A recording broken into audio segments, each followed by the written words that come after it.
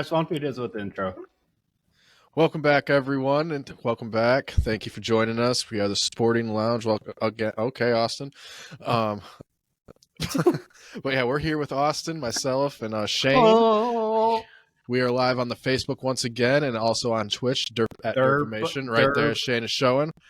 As always, thank you for joining us. Derpination. Thank you for everyone who joined us last night, as well as with our first time being live on the Facebook and YouTube, and also, thank you to everyone that's always live on Shane's Twitch as well. Last night we hit you with Week 7 recaps and some injury updates. Tonight we're going to get you with the Week 8 start and sits and predictions for the week. But before we jump into that, big hot thing of the last week or so has been the University of Michigan's football team being under investigation for the sign stealing scandal. Yeah. So, what do you guys think about that with what's come out so far? Do you think they're going to be hit with anything? Who's at fault? So under the rules, like if they are found guilty or whatever, I've seen some of that evidence, but a lot of it's kind of circumstantial to me. But regardless, if they are found guilty and NCAA determines they have enough to punish, Jim Harbaugh is getting punished regardless because of the bylaws. The head coach is at fault. Whether he's aware or not, yeah. Like in any organization, though, like the top dog is going to be found to be at fault and will get punished for that. But this is also kind of like uncharted territory. You don't really know what the punishment will be. It could be almost anything at this point.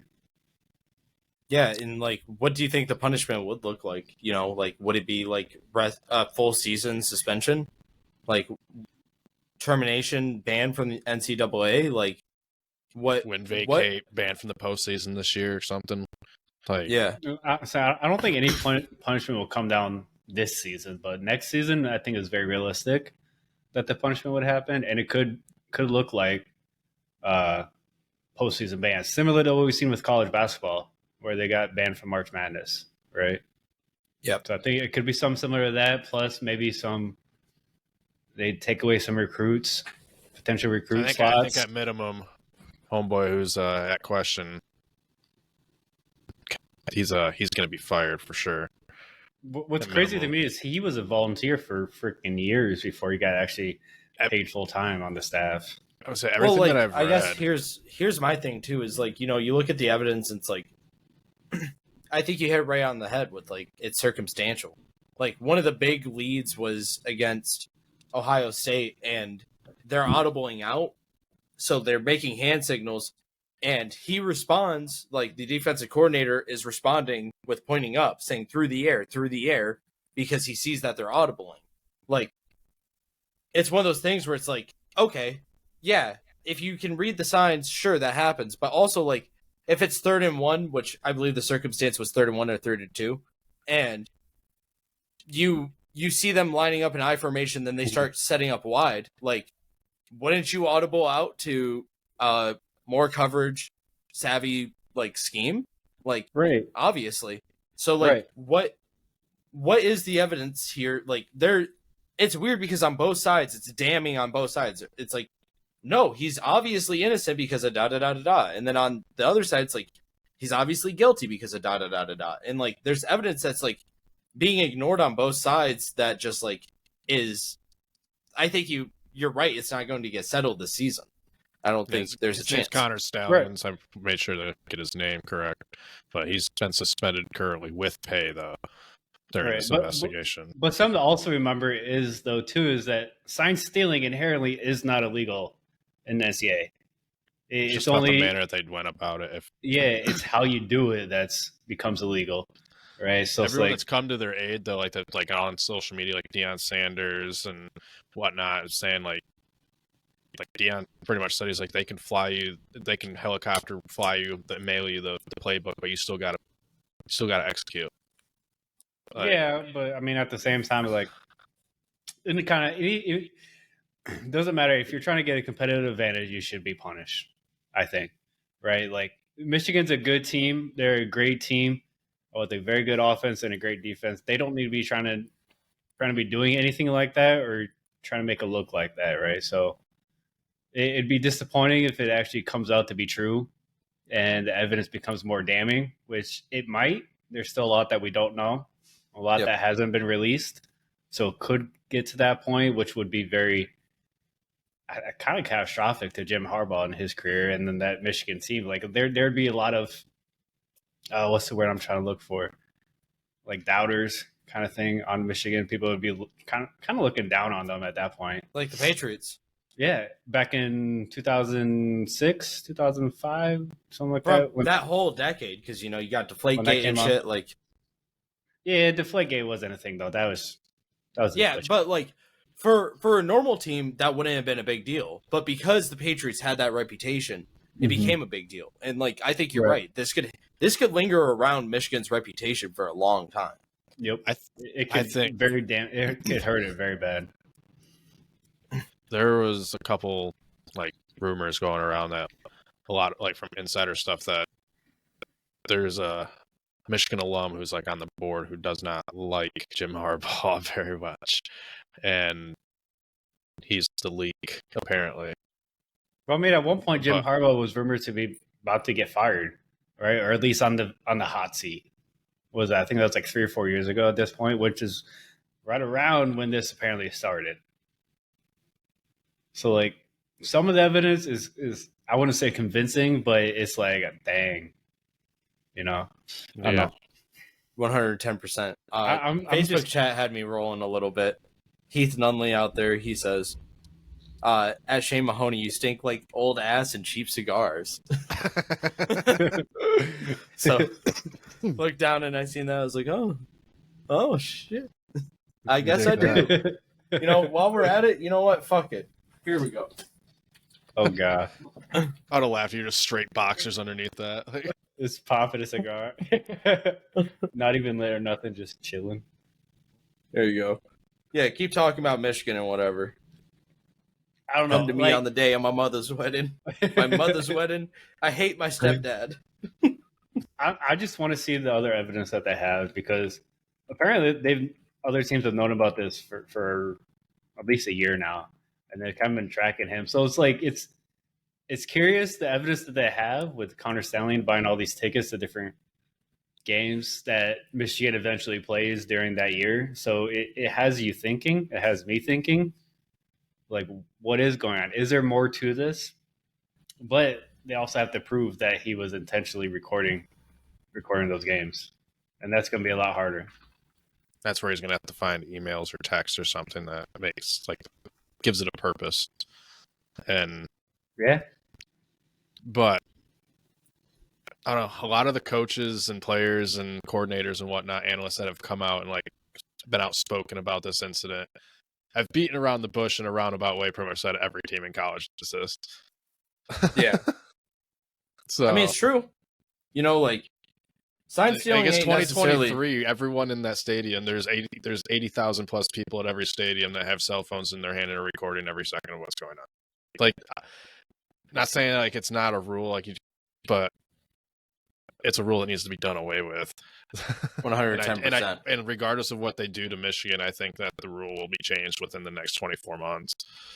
Yeah. But I think like if there is any punishment, Jim Harbaugh could get hit a little heavier, just because of his suspension this year for the first 3 or 4 games for the recruiting violation. Yeah, because he bought a kid a hamburger. Yeah. But still, like, violation's a violation. So, like, multiple violations. A violation is a violation. You're right, but it wasn't even a fucking violation. It was him buying a kid a fucking burger, dude. But what I'm saying is that Grimace wasn't happy. Grimace wasn't having it, bro. But all I'm saying is NCAA is not going to see that way. They're going to see 2 back-to-back suspensions, and they're going to levy the second one harder. That's all I'm saying. No, I agree 100%. It's just ridiculous. I said it when it all happened. I was like, that was fucking ridiculous. I don't know if I've ever seen a coach be so targeted by, like, anything. All because he was ever. outspoken by saying that the players should be making at least a percentage of all the money the NCAA is making off their name. So, and they didn't like that. That's why he's been a target. Is he wrong? He's not wrong. Like, is he wrong? Like No, these kids, no, they're the don't ones have that are putting their bodies on the line. Like, not them. Yeah, like these games are televised nationally. They're and only what 1% of players in college make it to the NFL. So like a lot of these guys, like put aside your Caleb Williams and your fucking Kool-Aids and shit, guys that are going to be those big first round picks, and even put away your guys like your Brock Purdy's that were Mr. Irrelevant. Like when you're looking at guys that like just don't get drafted, they don't go to the NFL, they just don't make it to the next level.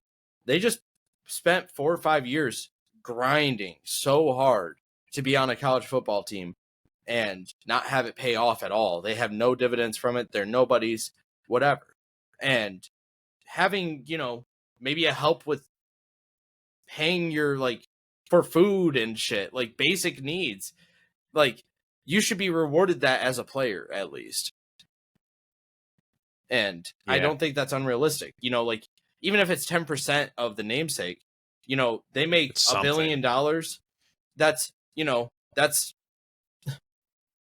a fuck ton of money that you could just distribute to every school to have these players be able to survive comfortably because they've earned it. They've busted their ass for 10 years. A lot of these kids have, and now they get to college. They don't have a full ride scholarship. They're barely on the team. Maybe give them a couple $100, make it so they can eat some food. All like the athletes that aren't the All-Americans that aren't getting looked at by the NIL, like that gives them a chance to just survive and just like, like a lot of times, college guys, a big reason they never end up starting is because they're undersized. Like just on a basic nutritional level, like these kids are 18. They're not fully grown adults yet. Like they still got 2 or 3 years before they're fully grown. And it's especially important that you're getting a high nutritional value with how much you're working out as a young college athlete. And a lot of these guys, you hear them talk about, I just had to eat ramen for a while. Like that's not acceptable, especially when the NCAA is making $1 billion off of your namesake alone. I don't know if that's the exact number, but it's damn close if it's not. And it's not okay. It's close because like each school makes a ton, and then the NCAA of course makes a ton on top of that. I just think it's kind of funny because the NCAA is going to be obsolete probably within 5 years. Like the forming of all these super conferences and the NIL pretty much having a stranglehold on like letting players represent themselves and make money. There will still be an NCAA because there needs to be. The conferences could just say fuck it. They don't have to. That's true.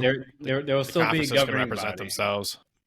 There needs to be a governing body regardless, right? But how it look could change, right? How the NCAA currently looks and the landscape of things could change, but I think there needs to be a governing body to kind of regulate these different conferences. They're going to have to give in eventually and start paying the players. Otherwise, that's what I'm saying. Like, otherwise, the NIL is just going to buy them out.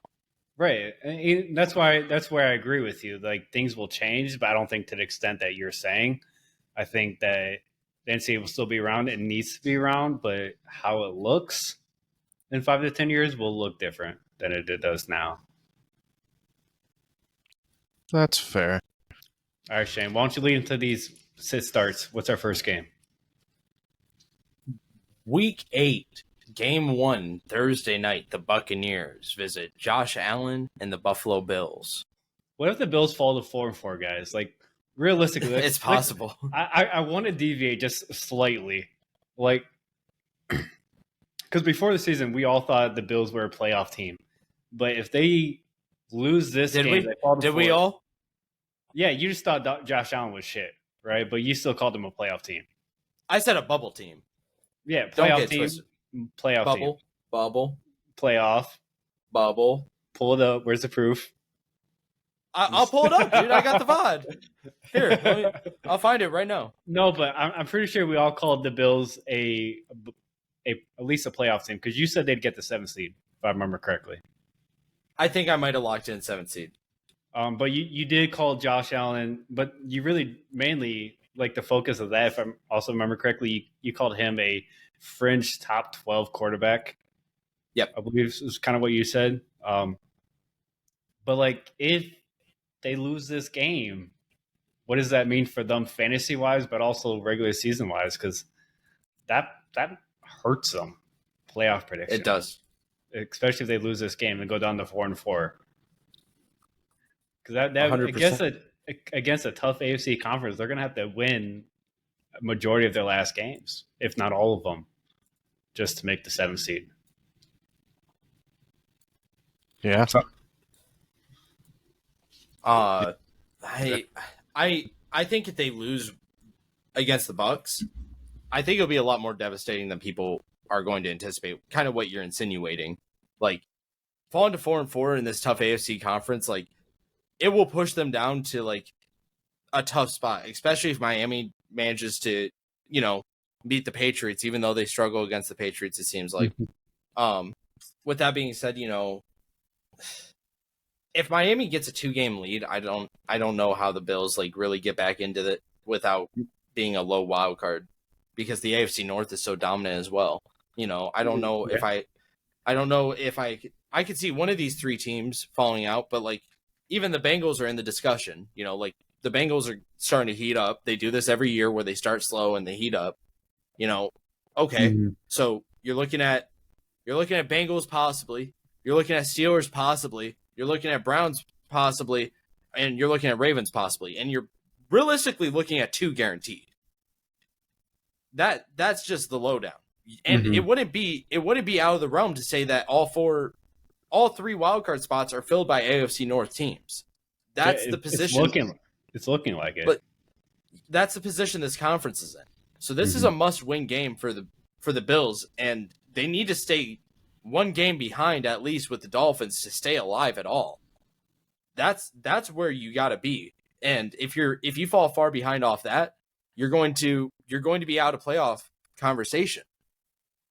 It's just how it's going to be with how strong the AFC North is, and especially if a sleeper team like, I don't know, the Texans, like I was calling during the offseason, like if a sleeper team like the Texans keep playing tough, like they might go ahead and snatch up a wild card spot too. Like what if like these are realistic scenarios that Bills are finding themselves in? What do you think, Travis? I think it's scary. This is a must-win game for the Bills, just because of how deep the AFC is currently. They drop to 4-4 like this, and the Dolphins find themselves against the Patriots. Not an easy game, obviously, but I do think the Dolphins would be favored by most people in that game. But no, they need to win, especially since the Jets, especially since the Patriots, they had tiebreakers over them. And the Colts are playing well. Houston's playing well. The entire AFC North is playing well. The Bills do not want to fall out of the division race. That's for sure. Especially the way their defenses look since they've lost Tre'Davious White and Matt Milano. Yeah. And Edmonds. Funny enough, as it stands right now, from the AFC North, every team but the Bengals would make it if it ended today. And then the Bills would be the 7th seed, with the Texans close behind them at 8. And so losing this game could realistically drop them out. For especially reference, since I think Houston beats Carolina this week. For reference, at this point, the AFC North standings are the Ravens are in first place because they haven't had their bye, and they won X game right now, so they're 5-2. Steelers 4-2, Browns 4-2, and Bengals 3-3. Like that, it doesn't get tighter than this for a whole division, man. It's the only division with every team above 500 or above right now. Yep. And so I would not be surprised. With that being said, and I think realistically, like it's a conversation to be had. Do I start Josh Allen this week? I'm so hesitant because it's like, I think you got to because the value you put into him, but like the Bucks defense is good. Like the Bucks defense is really good. It is good, but you almost have no choice but to start him. Yeah. Yep. Same thing with Stephon Diggs, right? Like you got to start her. Yep. He gets that target share. Josh Allen's a must start just because. But Whether okay, it's so then who's your guys' kind of like dart throw for the Bills? Like I need 15, 20 points because I have no one else. Who from the Bills are you playing? Diggs. No, without those two, because those are like your auto locks. But like a dart throw that you just praying on. You got to go with Gabe Davis. Like realistically, you have to if you're going for that boom. Like because what you're saying is that boom or bust potential.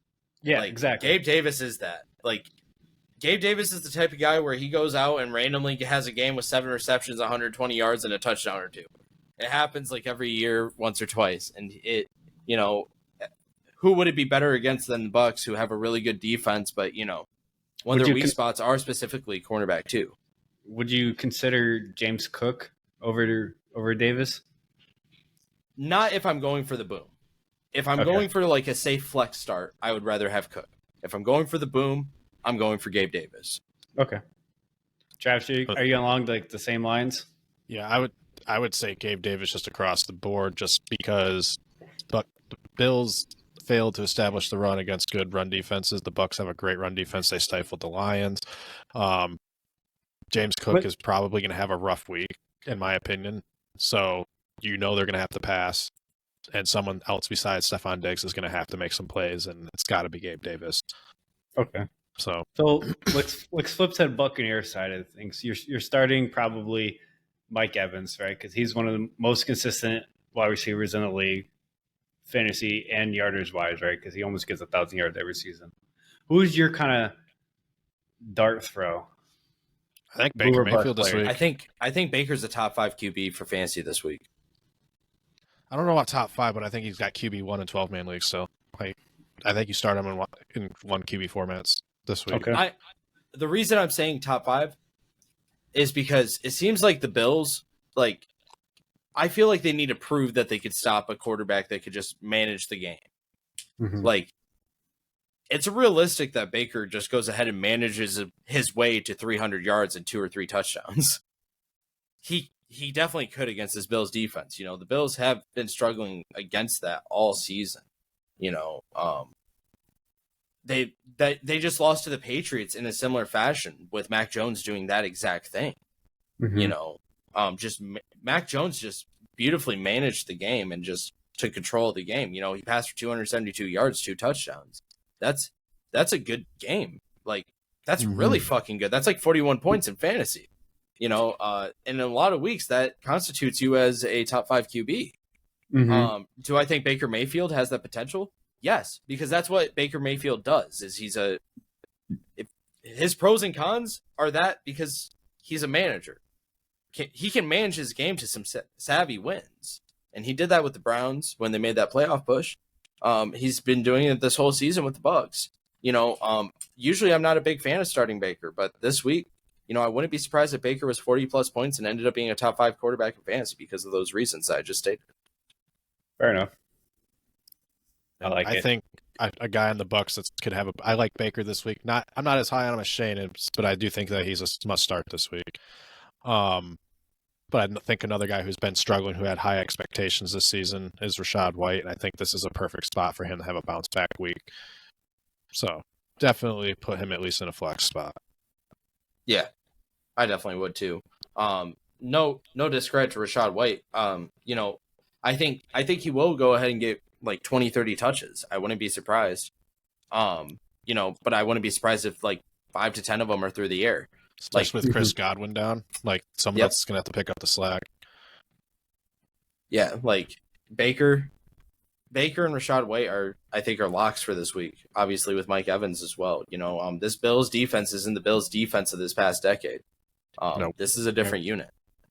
Especially, Edmonds being gone, like that's a big deal, especially when you're playing against a team like the Bucs that have a Mike Evans that need to have that second man on him. They're feeling it. I think Mike Evans is going to eat his heart out. I think Rashad White's going to eat his heart out. And I think Baker Mayfield is going to be the main beneficiary of them eating their hearts out. That's fair. I can get behind that. All right. All right, Texans, Panthers. Started on the Panthers side. Well, who do you think's going to win that game real quick, boys? Bucks. I'm gonna go by 7, 30-23. I'm thinking a similar scoreline. I was thinking 28-21. I'm going to have to Close. go. I think the Bills right the ship this week, go 31-21. I'm going to stick with the Bills. All right. Go for it. I'm Yeah. hoping. All right, Texans, Panthers. I want to start on the Panther side of the ball. Like, what are your thoughts with that quarterback? How do you think it's going to bounce back? Not start against to? this team. Not against the Texans. You know, the Texans had a horrible first couple weeks, and they're still kind of recovering from that statistically. So, like, their stats aren't speaking to the level of what they're actually playing at. This Texans team is looking like the real deal. And I'm excited to see it all come into fruition so quickly.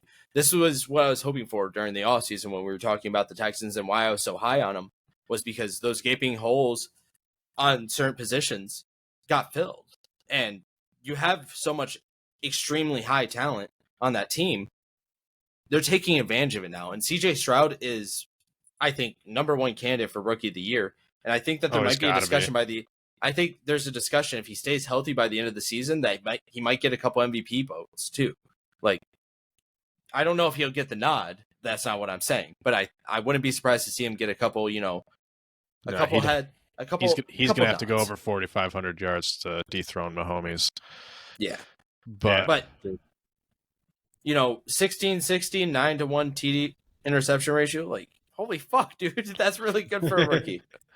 This will be a decent test against Carolina. I mean, they're a tough team. They got Carolina has the 27th overall ranked offense, but the 10th ranked overall defense. So it's a solid defense for Stroud to be tested against.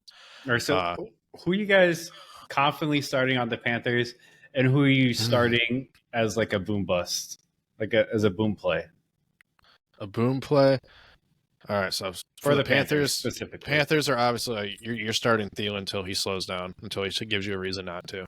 He's locked in, and that's, like I said, till he gives you a reason not to.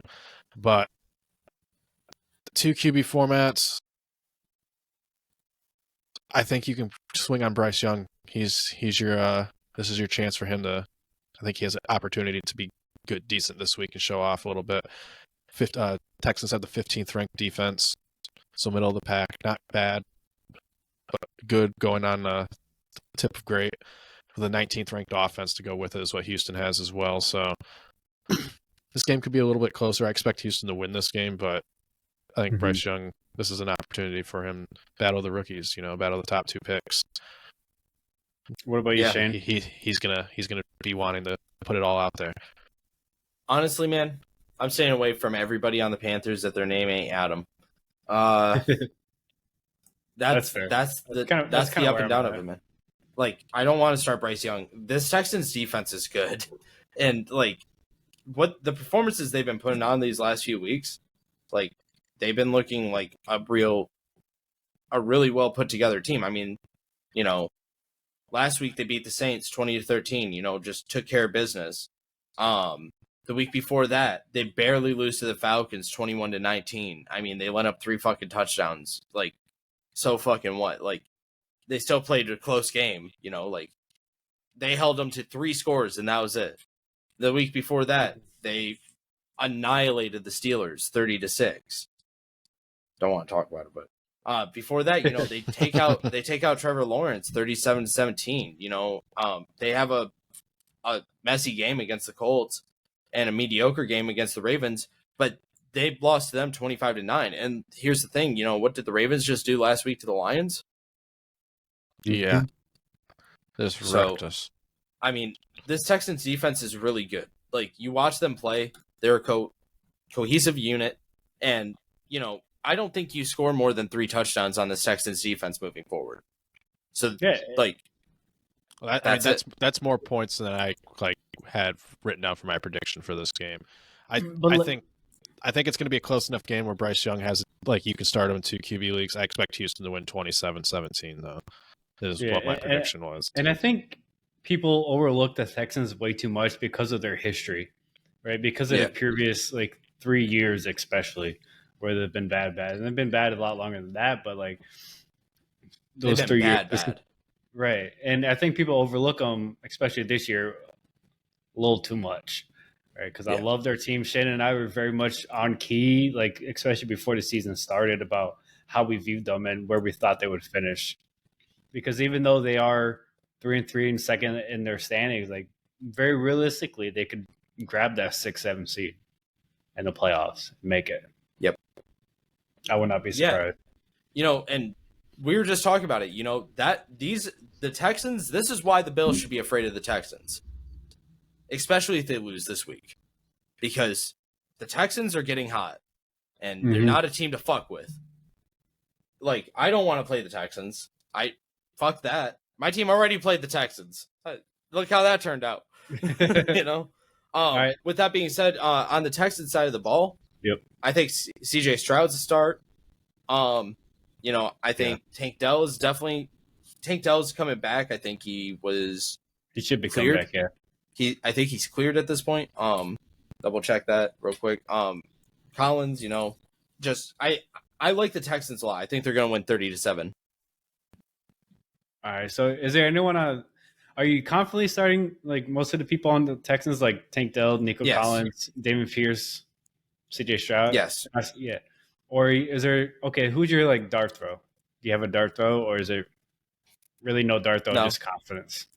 Just confidence. Like, I think it's going to be an ass whooping. I think it's going to be ugly. I wouldn't be surprised if CJ Stroud goes ahead and just has a fucking day where he goes and completes like 80% of his passes.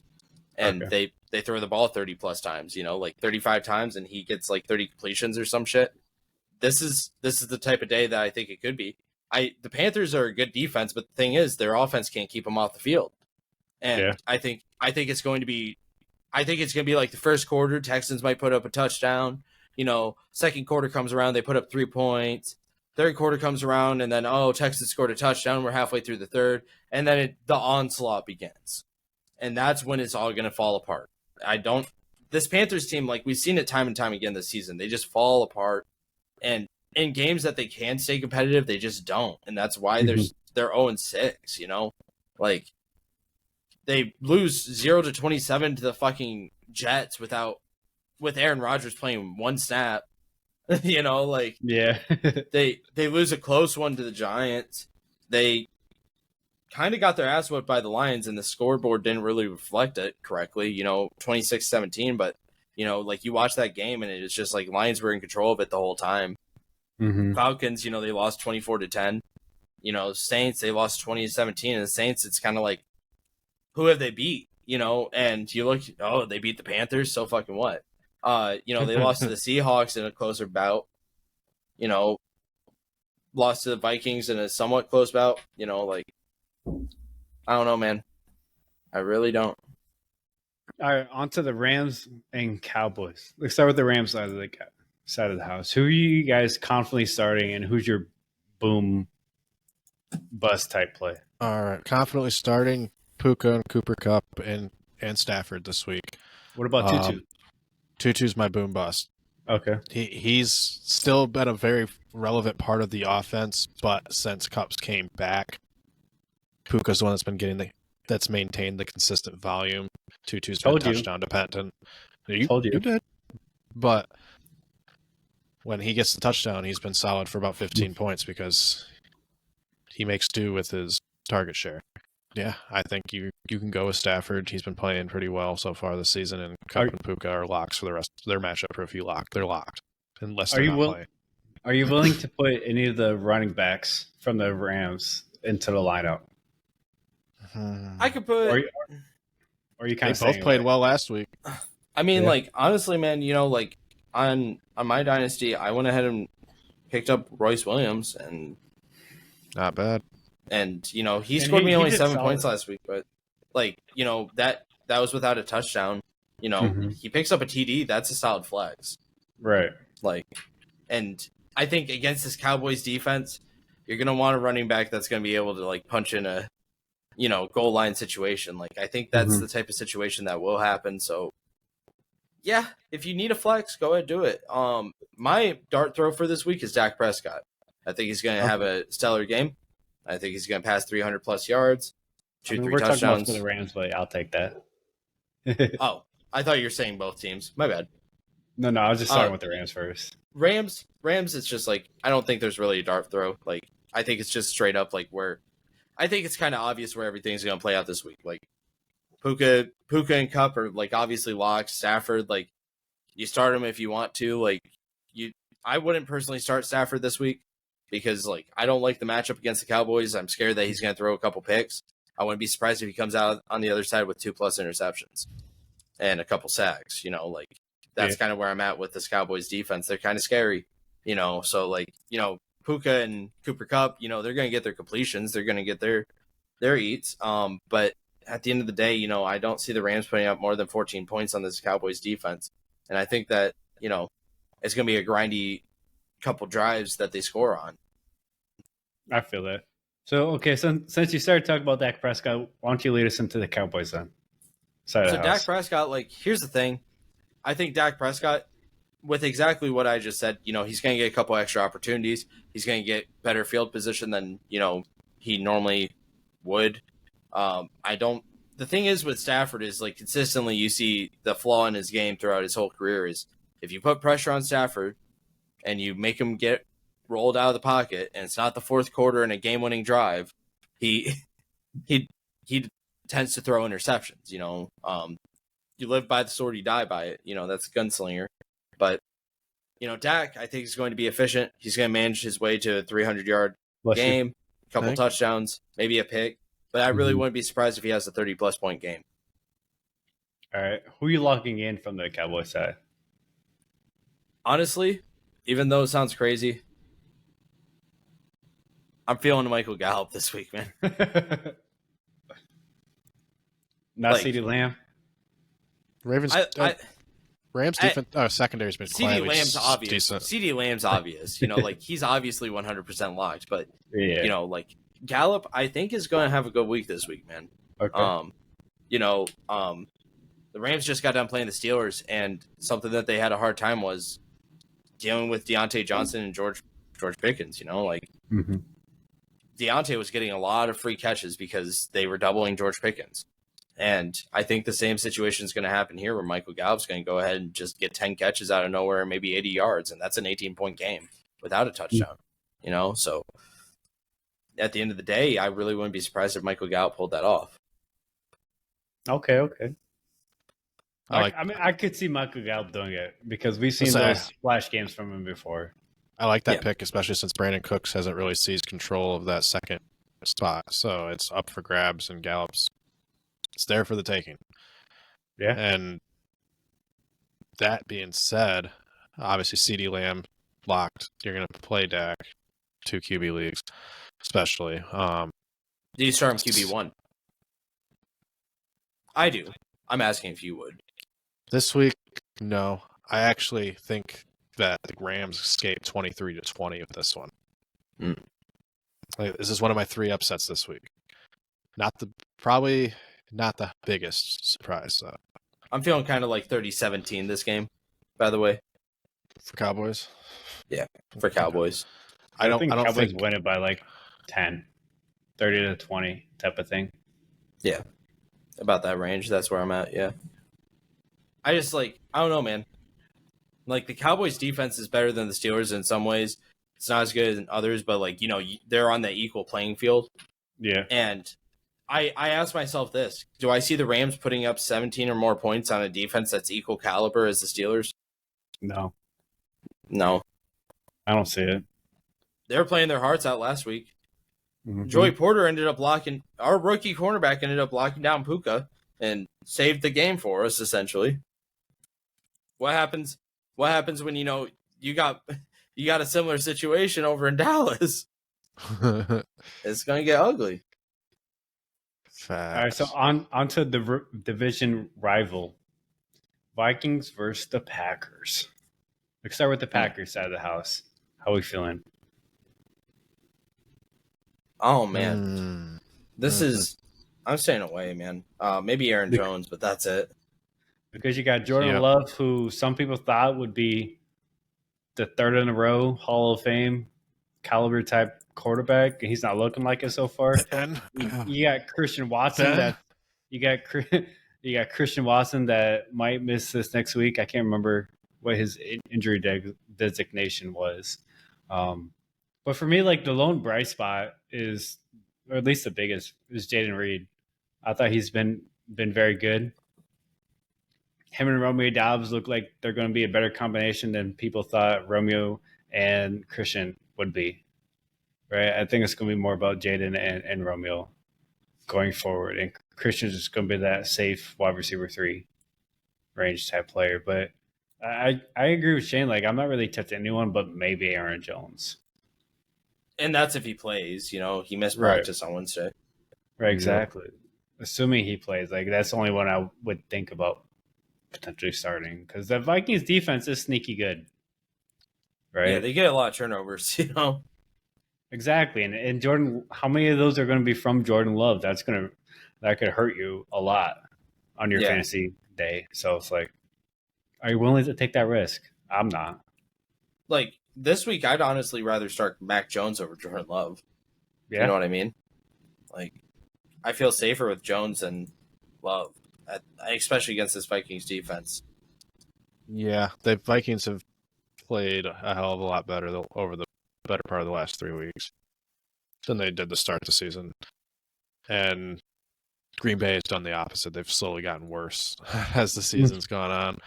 And I don't like it. I think Aaron Jones, if he plays the only one, then Minnesota, you're going to lock in Jordan Addison right now, the way that man played. What about Kirk Cousins? Yeah, Kirk Cousins. Yeah, that man deserves his flowers. Can we get a clap in the chat for Kirk Cousins? That man deserves some flowers. He deserves his flowers. But man, Alex Madison looked a little bit better. I think this is a week that you can play Alex Madison. Yeah, there we go, Kurt. This is for you. There it is. Fucking 2 minutes later. Jesus fucking Christ. Right, man. Listen, it took forever to load. It's not my fault. Okay, hold on. Sure. Is Addison going to be in every week start for you, even when JJ comes back? Flex. So, I mean, I wouldn't have him as your wide receiver 1 or 2 if JJ comes back, but I'd have him in your flex territory, wide receiver 3, just because of Hawk's involvement in the offense still. Respectable. Accept it. I'm cool with that. But that being said, Vikings 28, Green Bay 21, just because it's a rivalry game. So, who's your dart throw from the Vikings? Dart throw from the Vikings, KJ Osborne. I kind of thought you were going to say that. I think he's really the only option as a dart throw. You know what I mean? Everybody else is kind of a lock. It's if you want to get risky, I guess. I say Kirk's a top 10 must start. Addison and Hawk are going to combine for 80% of the target share, and Madison's the only one touching the rock in the backfield for the most part. Akers gets a couple handoffs here and there. But, what about you, Shane? Who's your lock? I'm kind of same thing. Yeah, exactly the same. I think KJ Osborne is the only dart throw because it's he's the only option that isn't a lock. Right. Madison, I think you start him for sure this week. Kirk Cousins 100% QB1 lock. Addison, you got to lock him in, especially after their performance last week. Hawk, you got to lock him in. He's getting 5-6 receptions a game. You got to have him. I think the Vikings take care of business. Go ahead and go up to 4-4, 24-14. Oh, yeah. I can see that. I like that scoreline. I'm going to go with the same thing. I'm going to go with the same. All right. Yeah. Saints, Colts. Start on the Saints side of the ball. Who are your guys' auto locks and your one little dart throw? Well, Chris Olave is auto locked up. Yeah. In jail. But Kamara right now, if Olave's not playing, then Kamara is the only one on that team that I would 100% start. If Olave does play, I start Michael Thomas too, though, on a flex. Yeah, that's fair. They help open up the field for each other. Yeah. But if Olave plays, obviously then you play Olave. But I'm not touching Derek Carr this week. Colts have been playing well, but this also feels like a trap. This is what they do the past 5 seasons. They start playing well. You think they're about to make a turn and then fall flat on their face against a very winnable game after they just played their hearts out against a historic defense. Like, and the Saints have proven they can't score a lot of points when they need to. So it's like this could be a very in the trenches, grinded out type of game, and I'm not sure the Colts can win that. I think they can because I love Gardner on the opposite side of the ball, but I mean, they do still have Zach Moss. Yeah, he's the and dog. They got Jonathan Taylor back too. They got 2 dogs in the backfield. Yeah, it's crazy to me. I held on to Zach Moss for 3 fucking years in our dynasty, man. When he was with the Bills, and then he goes with the Colts, and I'm like, fuck. Now he's behind JT. There ain't no chance he's gonna see, and then JT's fucking out for the first 4 weeks. I'm like, oh, now I'm a fucking idiot. I hate it here. I don't even like football. I don't watch these games. I don't even fucking care anymore. Shane's about to go to fantasy tennis. Yeah, bro. Fuck this. He's about to start some fantasy tennis league. Yeah, that's why I'm wearing the suit. I'd like to propose to you guys. Would you like to join my fantasy tennis league? Only $1,000 buy-in. Fantasy cricket league. I get the first 3 picks though, and it's only 3-player rosters. So wait, what? I don't make the rules. You just did, but like, okay. So I think we kind of all agree with the Saints side of the ball. What about the Colts side of the ball? Are you starting? I know we're pretty much going to be starting Jonathan Taylor, but are we going to be starting Zach Moss? I don't feel comfortable starting him because like Zach Moss is going to get used in situations where like the Colts are up by 14 points. Right. Do I think the Colts can pull ahead by 14 points? Yeah, I do at least. The Saints defense is really good, man. It's not they're bad. pretty solid. Like they do a good job limiting yardage. It's not like the Saints are ever getting whooped on. Last week they lost to the Jags 31-24. They have the 6th ranked defense in the league right now. Yeah, so it's pretty good.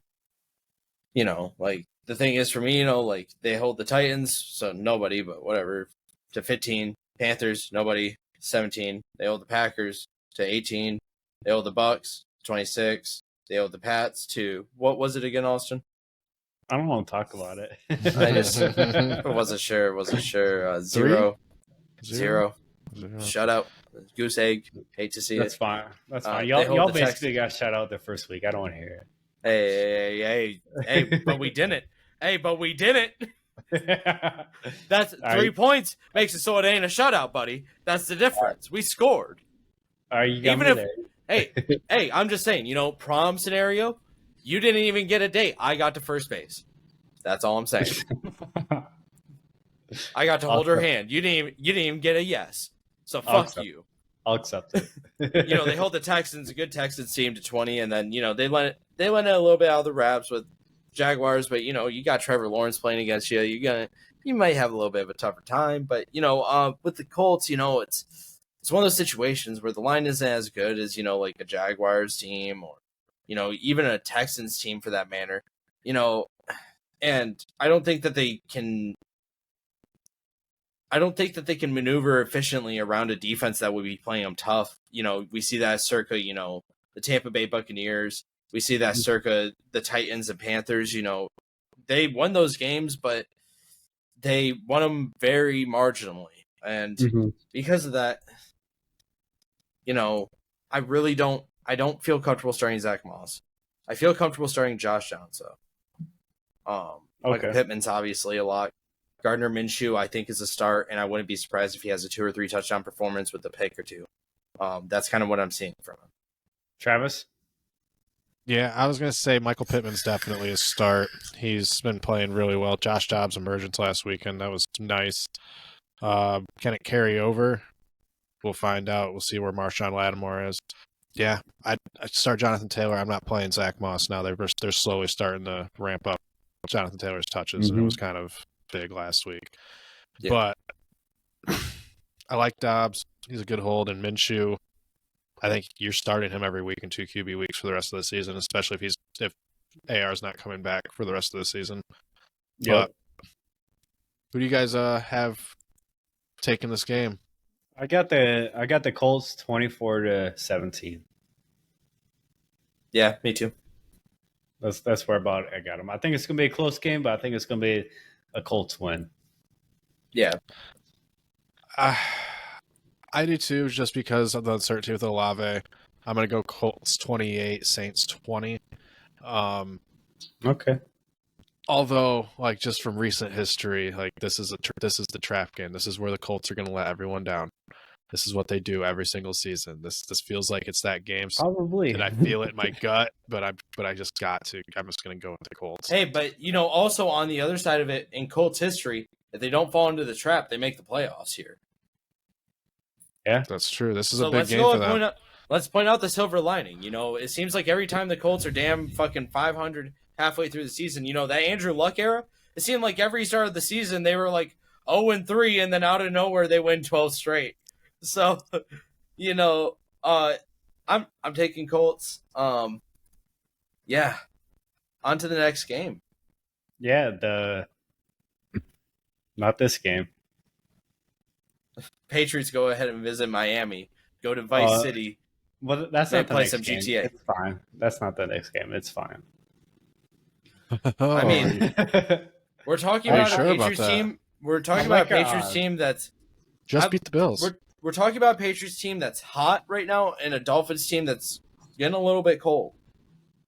I like your odds because the first meeting. Tyreek missed practice today.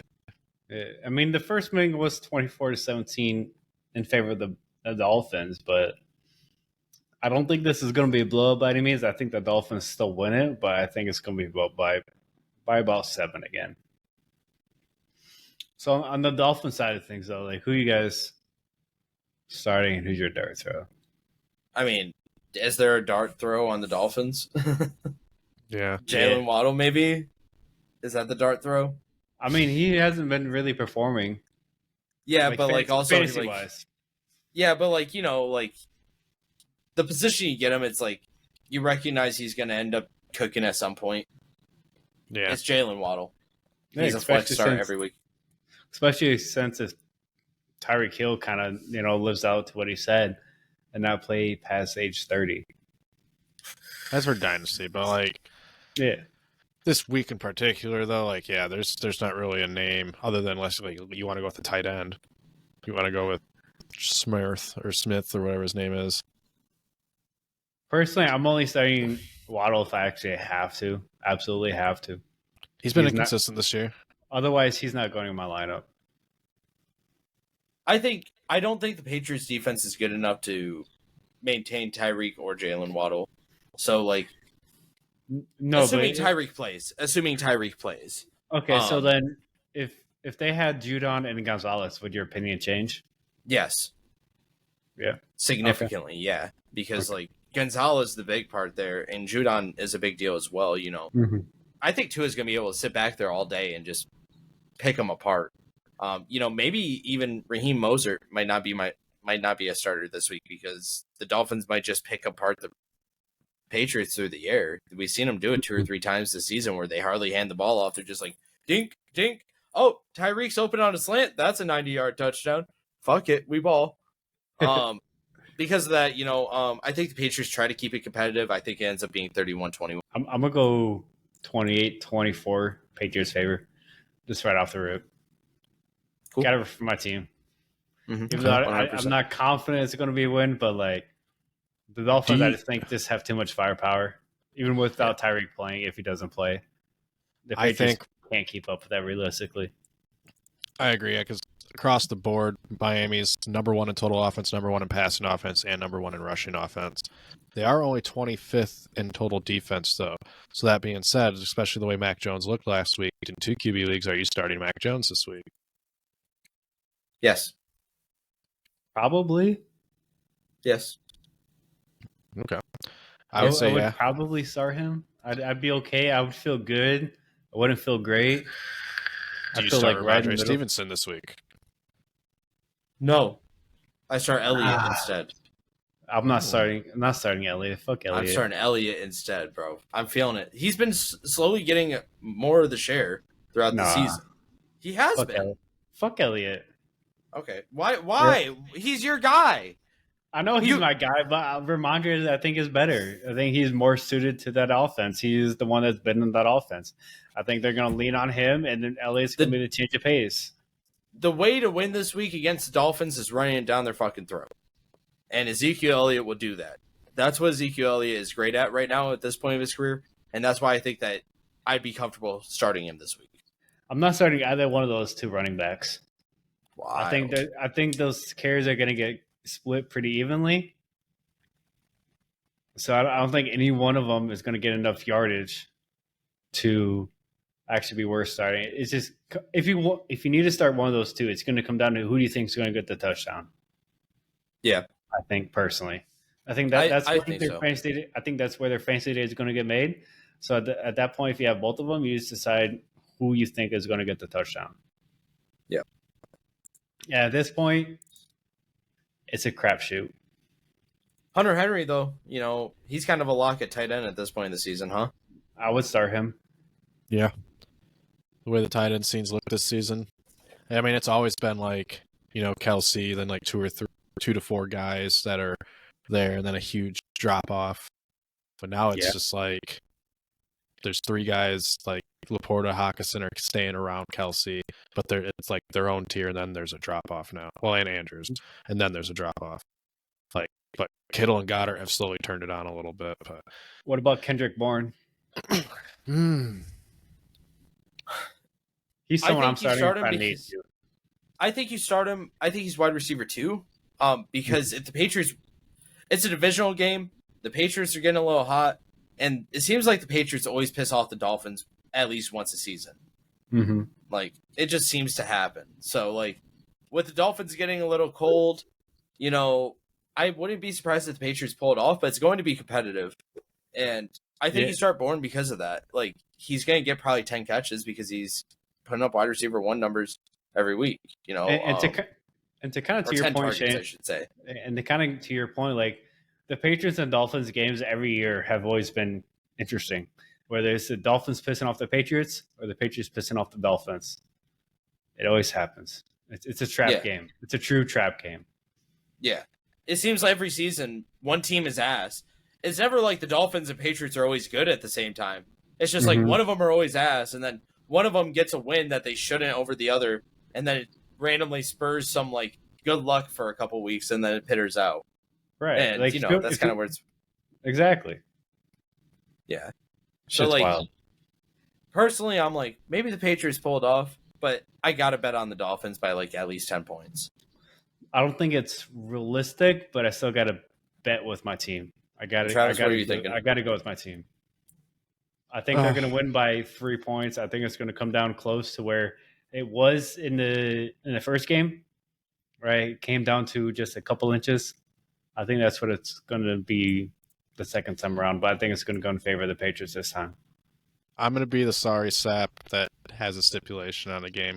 I'm going to maintain the same score for both sides of the stipulation, 27-20.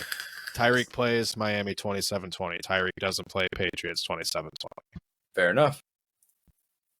So our next game, Jets flying over Wait, I shouldn't say that. Battle at MetLife.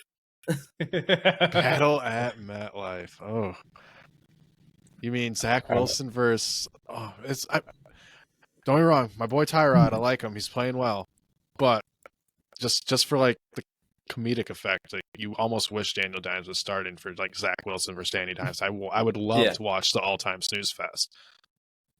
Like, it'd holy be great. shit. I mean, Zach's been low-key putting on a performance the last couple of weeks, though. Yeah, he's been playing better. He is, significantly better this year than he has been last year. Just based off of the eye test alone. Like, his decision-making seems to be a lot better. His accuracy seems to be kind of about the same, if not marginally better. But he seems to be progressing through his reads. Yeah, and it doesn't like he had a mediocre game against the Broncos, but like he played a tough Eagles defense and didn't throw a pick. He didn't throw a touchdown either, and he didn't get 200 yards, but like, maybe against a team like the Giants, this could be the type of game where he could do something, I mean, why not? 250 yards, touchdown pass or two. I could see it. I was saying, on paper, the Giants' defense right now is ranked 28th in total yardage and everything given up. But they're better. They're a better defense than they are in real life than they are on paper. Yeah. They're probably top 16. Yeah. Jets defense right now is 13th overall, 30th in offense. Giants 24th in offense, but they look better with Tyrod and if Saquon's fully healthy. I mean, the Jets defense is going to test them, but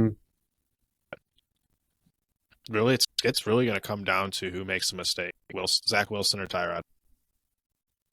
Yeah, that's going to be the game here. Are you starting Tyrod? 2 QB leagues, yeah. The way that he's been playing, I would, especially with the injuries that have been happening this year, and what about single? Honestly, there's the elite quarterbacks, even Mahomes, hasn't been Mahomes has been playing better, but there's the elite quarterbacks are not playing at the same level that we've gotten used to over the last 8 years or so. No one's playing at that crazy level right now this year, and so yeah, Tyrod can definitely. There's a lot of quarterbacks that he's just I don't know if he's QB in a 12-man QB1 league, but in 2 QB league, yeah, you're starting him. Yeah. Okay, so he's a top 24 super quarterback, flex 100%. Okay. Yeah. Yeah, he's a top 24 quarterback. And I say that more so not because I don't trust him, but Jets secondary is pretty good, and no one on the wide receiver core that Tyrod's throwing to wants to step up, so it's not his fault. If he had somebody besides Darren Waller to throw to, I would maybe think about QB1. That's true. I don't know, man. I get that. I feel like this is such a shit show. It's gonna be a 14-10 game. I could see it. It's gonna be so boring, and it's not gonna be a good defensive performance. It's just gonna be bro, why is this on? Type game. Do you start anyone in this game besides Waller, Saquon, and Breece Hall? Do you start anyone? Garrett Wilson, maybe. Well, think and about Tyrod, it. obviously. And then Garrett Wilson, okay. That's I don't about know it. I would start if you, especially with bye weeks in play now. Tyler Conklin's been kind of steady for tight end there for the Jets. He's someone that if your tight end's on bye, you need a dart throw. Consider him. He's normally available in most leagues, but he's been top 15 all season for tight end, so he's not bad. Who wins this slugfest here? Jets. I'm gonna go Jets 17-14. I'm going 14-10 Jets. Okay, we all had the same idea scoring was. I mean, I had the highest score, but I'm going Giants 20-17. I trust Tyrod. 110%. If the Giants defense that played the last couple weeks shows up, then I'm confident. That's fair. I could see that. I don't know. I still take Jets because their defense is just so good too. If you're gonna make that argument for the Giants, you gotta acknowledge it for the Jets. Their Jets defense is just marginally better. And the thing is, I think Zach Wilson, he's been playing good enough where it's he can manage a game, and that's all you need to do to beat this Giants defense. It feels is manage the game efficiently. So not throwing picks, maybe throw a touchdown, maybe even 2. Let's get risque. Who let the single moms in the room? Am I right? Right. Hi, babe. With that being With that being said, Jacksonville visits Acrisure Stadium. Pittsburgh Steelers hosting Jacksonville.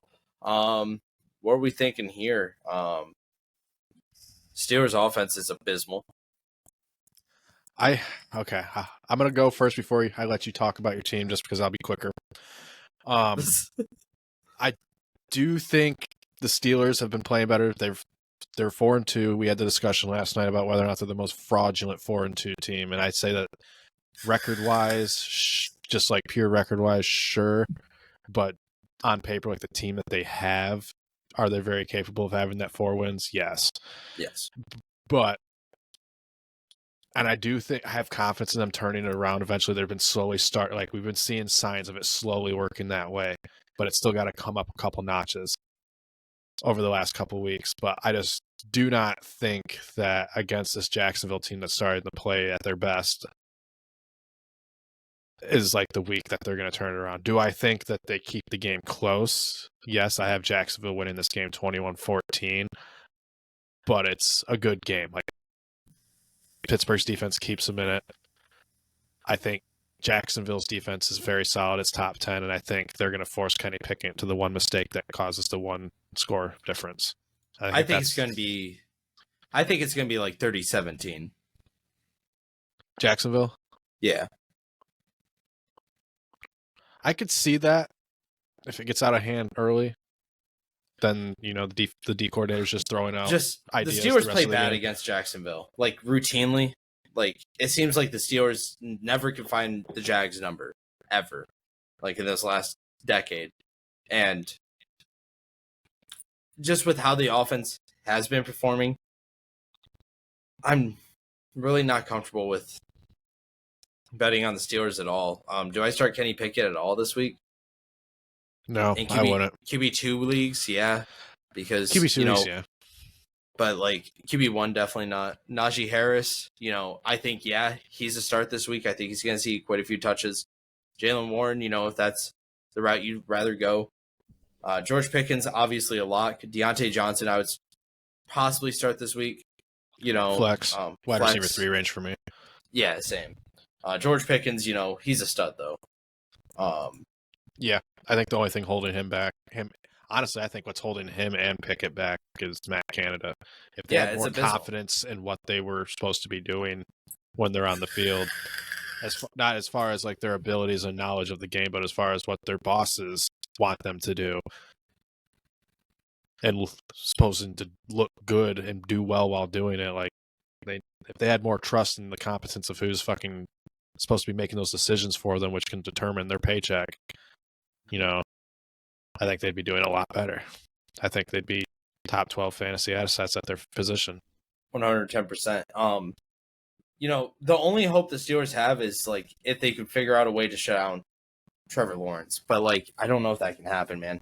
The Steelers defense has been miracle workers this season. It's just the Jags are a tough team, man. So I'm really banking on that 30-17. If they can slow Travis Etienne down, that's been the big difference maker. Is Etienne's been getting consistent and go in the last couple weeks. And the defense coming together at the same time. But like if they can slow Etienne down and force Lawrence to feed somebody besides Christian Kirk and get Calvin Ridley involved, see what happens. Like Etienne is a critical part of their offense for sure. I would start Etienne this week. I would start Lawrence. I would start Kirk. I'd flex Ridley. That's kind of what I'm looking on Jacksonville starters. I think Ridley's a boomer bust, so that's my dart throw. I can get behind that. My dart throw for the Steelers would be Deontay Johnson. Stole mine, jerk. Got him. I was kind of leaning the same way though, honestly, with Deontay Johnson and Calvin Ridley. Yeah. So, any last remarks about this premature funeral that I'm celebrating? Hey, internally, I rooted for my team last week. I pulled the Austin card, even though internally I felt like it was gut check week for the Lions and the Ravens. So I understand. I said on stream that we were going to win confidently, but I knew in my heart we were about to get wrecked. It was time for us to get reality. And wrecked you did. It was time. So Falcons, Titans. Let's start on the Titans side of the ball. How y'all feeling? You start Henry. Mm-hmm. That's it. I think you flex him and Tyjae Spears because they're going to start getting split work. They're trying to trade Henry. They're just announced not injury related at all. They're like full in tanking on the season now because like Ryan Tannehill hasn't been playing horribly, and they're starting Will Levis this week. Will Levis has started. Tannehill's 2-6, bro. I know. I don't think it's all like him though. Well, 2-6 through the year, 6 interceptions, and only 2 TDs. Like, he has as many interceptions as the team has touchdowns. Mm-hmm. As the team has touchdowns, like that's bad. That's fair. I'm flex. Like, I'm not touching D Hop. I'm not touching Treylon Burks. I'm not touching Will Levis. I would flex Tyja or and Henry, and that's it. If you own anyone, and hope that if you're the Henry owner, you want to hope that you have Tyja as the handcuff. You have that handcuff, and then you're also hoping that Derrick Henry gets traded at this point. That's fair. AKA me. What about on the 100%. Falcons side of the ball? Desmond Ritter's QB2 material. Bijan, if he plays this week, he was sick last week. Or is he going to be sick again? Yeah. Yeah, is he sick again? I don't know. Bijan, he's a lock. He's still yet to get his first touchdown on the ground, so excited to see that happen. This is just going to be a smash mouth matchup. I'm thinking 21-17. You start Drake London. You flex Algier in this matchup. You flex Spears too. But Falcons go ahead and take care of business. 21-17. I like it. No complaints. All right. No complaints there. Then I'm going to go ahead and slip and slide into the next game, which is the Eagles sliding over into Washington. Commanders. What if Washington Sam Howell, pulled it off? What if Sam Howell did some hood rat shit? Sam Howell, you could argue, has been having a better season than Jalen Hurts. No. Overall, maybe not if you factor in like the running game and then win factor, but that's not all of Jalen Hurts. But like strictly through the air, yeah, I'll accept that argument, even as a Jalen Hurts owner. We're talking a 200-yard difference from scrimmage, and Jalen Hurts has an extra interception, and also he's passing to A.J. Brown and Devontae Smith comparatively to, Howell has Scary Terry, but behind him he has Curtis Samuel. Which and Scary Terry, I don't even put on the same tier as A.J. Brown or Devontae Smith. Their first matchup, though, too, like it was close. It went to overtime. Yep. Howell led them both in yardage with 290 yards.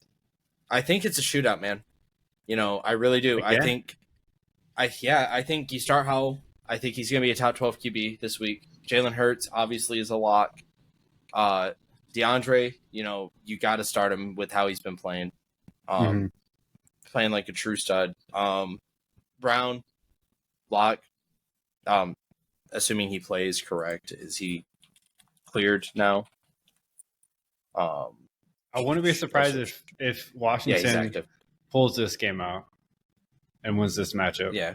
I wouldn't be surprised either in like a 31-28 type score. Another kind of shootout. Philly, I think, got a little lucky there in the end, overtime, but I mean, they played a good game. I was just rooting against them, so I'm gonna say they got lucky. I think the way Washington's defense has been playing and the way Sam Howell has been playing, they have what it takes to pull off the upset, especially since, like, don't get me wrong, like A.J. Brown's having a great year, but as a whole on offense, the Eagles aren't what they were last year right now. And with a good defense like Washington has, a good defensive line to match up against that offensive line that the Eagles have, the ability for an upset to happen is very real, especially in this division rivalry. So I could see it. I could see, like Shane said, 31-28 type of game. But you got to remember also, I have the Eagles winning 24-17 in a close one because of the defenses. But I think the addition of Kevin Byard is going to be felt immediately. Okay, so on the Washington side of the ball, are you starting in their running backs? Because Robinson Jr. has been their basically their running back. Yeah, I'd start Robinson. Yeah, I think this is a good week for him to get the touchdown. I don't think he's going to be efficient with his work, but I think if he gets 30 to 40 total yards and gets in the end zone, then he's playable for sure. Right. This is a good week for him to get in the end zone. Okay, I think Terry's going to I think the wide receivers are going to struggle this week for Washington, though. So you're not really starting any of them? I mean, you're starting Terry for sure. You have to. And two QB. I think you start Howell. And I still think you start Howell. I think he's going to be efficient enough. He's a good enough QB that he'll make it work. All he has to do is not commit a turnover, touch 200 yards, and get one touchdown, and he's very playable. What And I about think he can Curtis do that. Samuel? A flex. Okay, so you put him in your lineup. 100%. Travis, would you put him in your lineup? I think it's gonna be a bloodbath. That's why. I don't trust anyone else from Washington this week. Curtis Samuel has been playing better and has seemed like he's like, all right, if Jahan Dotson's not going to step up, I will. That's what he's been looking like. But I don't know. As much as it could be, like, it's a division game, so like, anything can happen, and they got a good defense. But Philly's defense is just too good. I just don't know if the second, third tier dude are going to step up. I don't know. I feel think that. the talent difference from like the next step down across from each other is the talent gap's too big. All right, lock in right now. What's the score and the outcome 24-17 in favor? Eagles for me. Eagles. Shane? 31-28 Commanders. I'm 31-28 too for Commanders. I think it's going to be a good game. I'm not even mad at that either. Like, I can see that. Yeah. I think it's going to be a good game. I think it's going to be a close game, and it really could come down to, I think, whoever has the ball inside the 2 minutes, I think is going to win the game. I think it's going to be Commanders. If Jalen Hurts keeps committing turnovers the way he has, then Washington that's wins exactly very, very, very real. Yeah. All right, so this is my all business game of the week. All right, Browns Seahawks. Let's you want to talk about a dogfight? Let's start with Shane's favorite team, the Cleveland Browns. Oh yeah, who've been playing well. I love elves. You do love the Brown. You love the Browns. I think Kareem Hunt has a fucking field day, man. I do. Yeah. Amari Cooper is a lot. Elijah Moore, I wouldn't start this week. Kareem Hunt, though, I'm all in. He's proven it time and time again with the Browns beforehand. He just wasn't on the team for the first few weeks. He just had a couple extra weeks off. He was taking a vacation. They gave him time to go on a cruise with the family. Said, okay, now we need Nick Chubb's down. We need you to come back. It's time to come back for your services. And now it's time for him to show why he was an efficient running back for the last 6 years. It's like he didn't really fall off. They just didn't want to pay an RB2 that much. And that was it. So Kareem Hunt is my start this week. Amari Cooper's a lot. Let me then ask you this. If Jerome Ford was playing, would you still be as confident? With how Kareem Hunt's played last game, yes. Like, okay. Jerome Ford is good. He's a stud. Thing is, like, Kareem's just really good in this Cleveland offense. Mm-hmm. Just like he should have just never been gone. Yeah. And like, it kind of makes me happy. It's kind of a happy ending. You know what I mean, Sean? It's kind of happy to see that Kareem's back in an organization that like he could be efficient in. He never, after that assault incident happened, he's lucky to still have a career, but with it being so long since it happened, it's kind of down the back now. It shouldn't be held over him. He's been a good teammate, good guy for his organization for several years now. And it's one of those things where I feel comfortable with Kareem Hunt being the RB1 for the rest of the season, especially if Nick Chubb isn't able to come back. I like Kareem Hunt for the rest of the season. I don't think he's going to be like their RB1 the rest of the season. Jerome Ford's only going to miss a week or two, but he has been playing well enough that when Jerome Ford comes back, I would still comfortably and confidently play him as a flex. But while Jerome Ford's not on the field, I trust him as a mid-level RB2, Kareem Hunt, for the rest of the season. That's about where I'm at. And even with Ford on the field, I like with his production as a flex play because like Jerome Ford might get the bulk of the touches, might like even by a decently significant margin. But Kareem Hunt sneakily gets like 5 catches a game though every week. I was going to say that's the thing.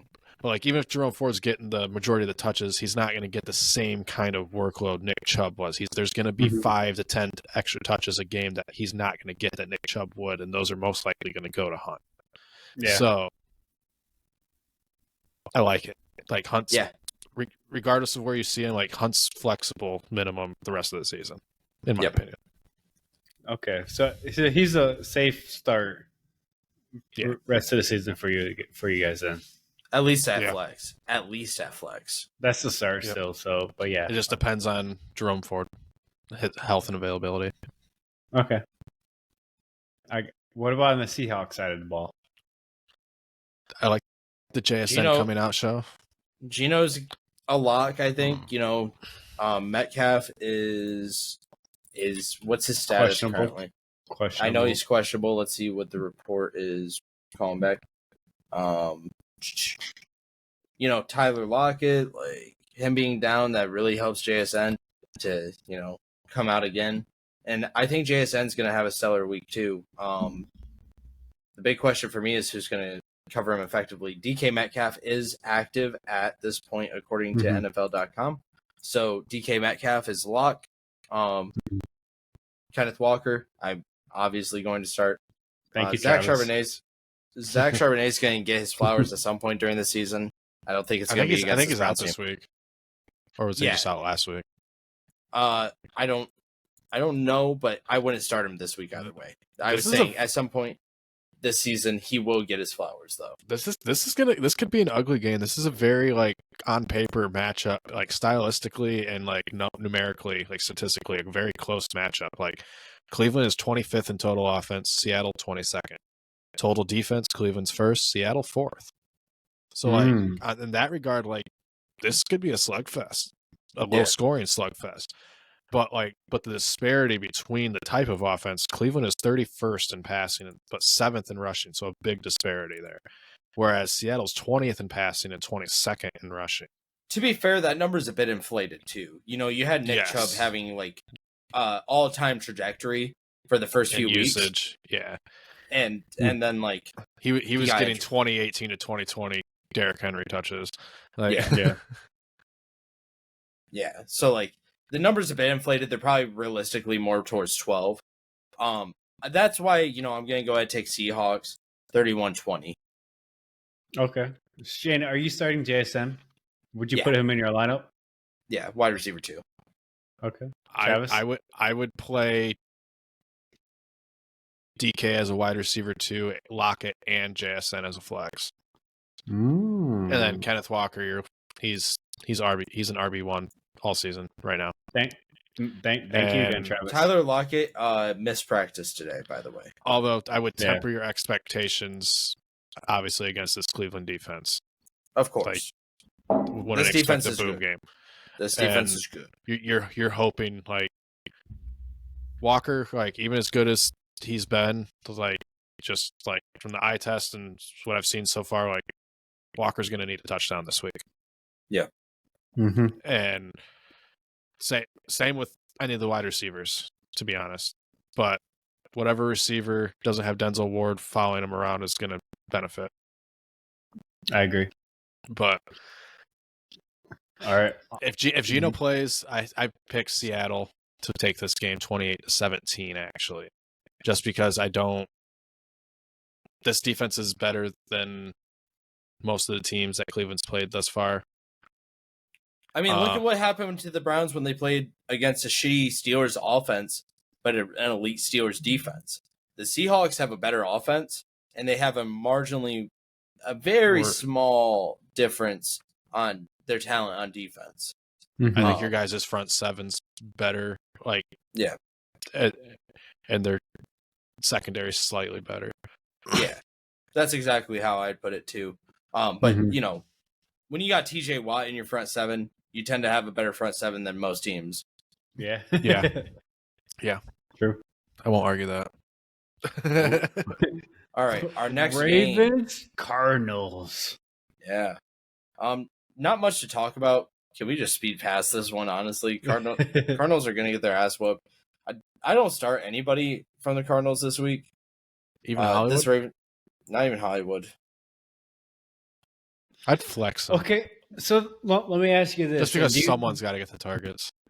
Let me ask you this then, Shane, because you kind of want to speak fast. But do you think Joshua Dobbs is a problem? Do you think quarterback is their problem? No. Like, it's rather alarming that, Harris hasn't been as efficient and we're not seeing what we want from him. We're not seeing him on the field enough, and everything is just like, when you're playing a first round pick, you want to, have an elite left tackle. It's kind of scary. I wouldn't like it a lot. Thing is with Josh Dobbs, I think he's a valuable QB2. In fantasy, it's just this team isn't good enough. Like, look at their wide receiver core. Like, who the fuck is he passing the ball to? The defense can't stop anybody from scoring, and they're making them one-dimensional. I hate to tell you this, but when they get to rush 5 and drop zone coverage on you every play because they know that you have to get points fast, you tend to not break the 200-yard mark very often unless you're a great quarterback. And Joshua Dobbs, he used to be a Steelers QB. I liked him a lot. He's a very good, very smart, very talented guy. He's a game manager. That's what he is. And that's not going to be enough to get you past this Ravens team. And I don't start anybody on this Cardinals offense at all. Like, I don't think it's going to be a pretty game at all. Like, I think their wide receivers are going to at most have 3 receptions a pop at most. The only one I'd think about starting from the Cardinal side of the house is Dobbs. That's the only one I would consider. No, the only I think he's going to get some work, but I don't think he's going to get enough to be in my lineup. I mean, I wouldn't put him as wide receiver 1 or 2, but I'd like flexing maybe. But that's still lineup. Maybe that's still your starting lineup, right? Flex is still in your lineup. Maybe, but I don't even know if I would. I don't think anyone's going to get enough work to be in that. I think the only one that's going to be worthy of a consideration is Dobbs. Yeah. But that's also purely because of his rushing upside, right? Because he has shown that. I think that could happen against this Ravens defense in this game. But that's the only person I'm considering. It just depends on if he's able to get outside. If Dobbs is able to get outside of the tackles before the pocket completely collapses, then his rushing will be effective. Right. But I mean, that being said, I think Baltimore wins this game 35-14. But Baltimore, you're starting Lamar, you're starting Mark Andrews, you're starting Zay Flowers, and then honestly, you're flexing Gus Edwards if you have him right now. So is he kind of your dart throw? Yeah, Gus Edwards is my dart throw. 100% me too. So he played pretty well against the Lions. I'm going to go ahead and say 30-14 Ravens. About that range for me too. I'm like 34-14 kind of thing, but yeah. I just I could see the Cardinals rising above. I could see it happening. But they need to play really well, and I don't know if they have the talent to do so. I just don't know. This is one of those games where it's like, I hate to say this because, there's a reason the games are played, but the talent discrepancy is so wide there. It's bad. It's very bad. It's going to be a pretty, I don't think it's going to be really a game. And that's kind of why I wanted to skirt past it. Kudos to the Ravens for having a great defense. Lamar Jackson is an MVP candidate again. Great player. I'm excited. I love watching Lamar play, even though I'm a Steelers fan. I love watching him play when he's not playing against Black and Gold Brigade. But yeah, who do you have, Austin? Ravens, like 34-14 type of game. I think it's going to be at least I think it's going to be at least like a 20-point blowout type of game. But real quick, before we go on to the next game, though, are you considering anyone else on the Chiefs besides Dobbs, like James Conner or anyone else on the Cardinals? On Cardinals? Yeah, that's what I said. On the Cardinals, you said Chiefs. You did say Chiefs, but before. Oh, I meant before we go on to the Chiefs game. Yeah, well, you did say Chiefs, so could you just say sorry real quick and acknowledge your mistake? No, I'm not saying sorry. Seriously? Now. Yeah. Are you fucking serious? Yeah, serious. I hate you. I hate you too, so it's fine. But but no, like, I'm not. Zach Ertz is off the team. I just don't think. No, the defense is too good.